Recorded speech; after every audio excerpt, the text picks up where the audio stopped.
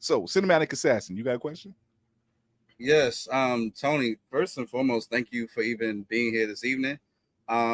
Secondly, thank you for being you.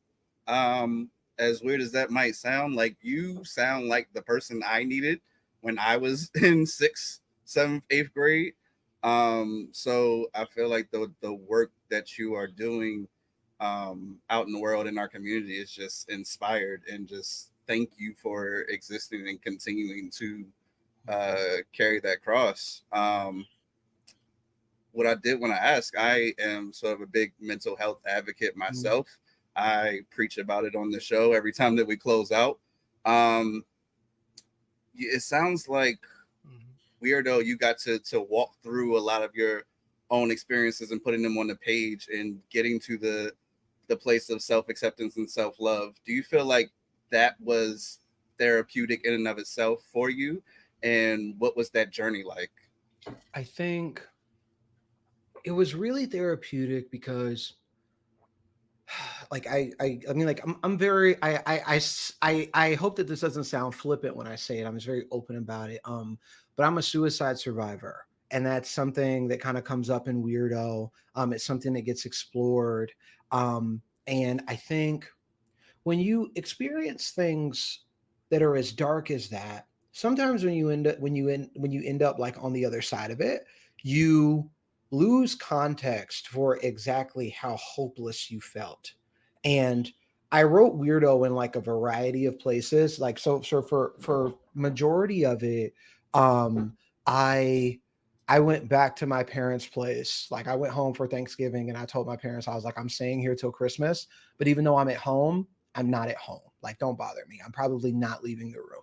So at the end of Thanksgiving, I went up to my room and I closed the door. And by Christmas, like 95% of the book was done.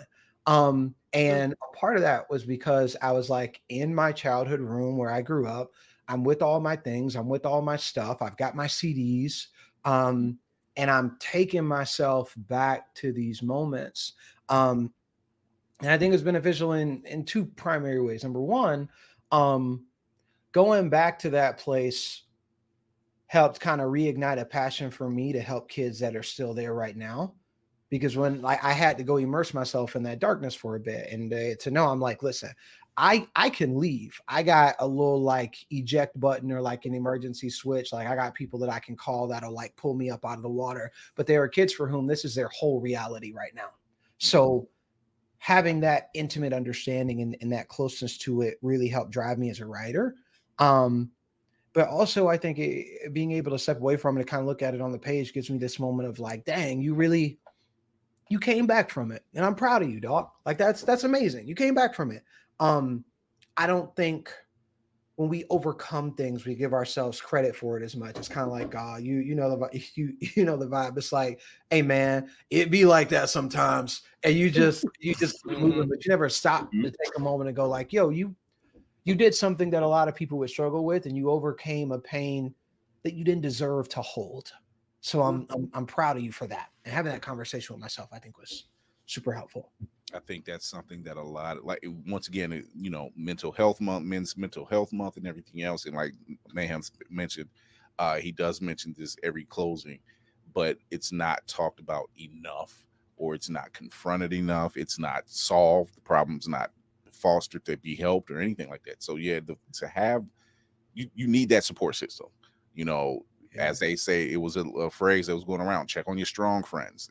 Because when even the happiest person can be going through their darkest time, and you Mhm. never know it because they're so busy making sure everybody else is okay, and that's a weight.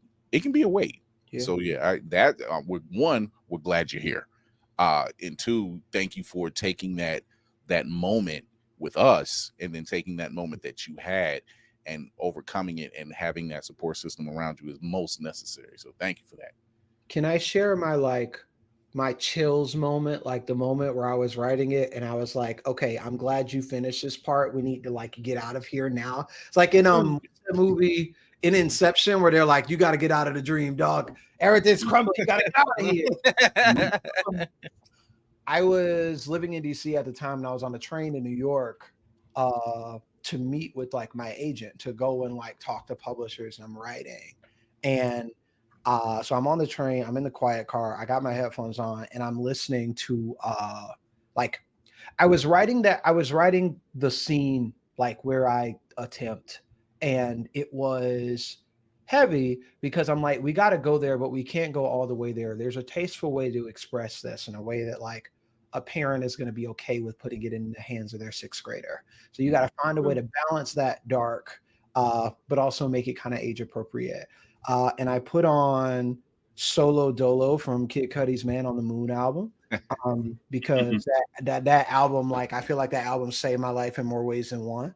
One of my goals for Weirdo is to get a copy of it in Kid Cudi's hands because I like his mental health journey is one that he's very public about, and I'm like, man, I don't even think he knows how much he saved me. Like I don't feel like he knows, and I'm like, if the shoe were on the other foot, I want to know.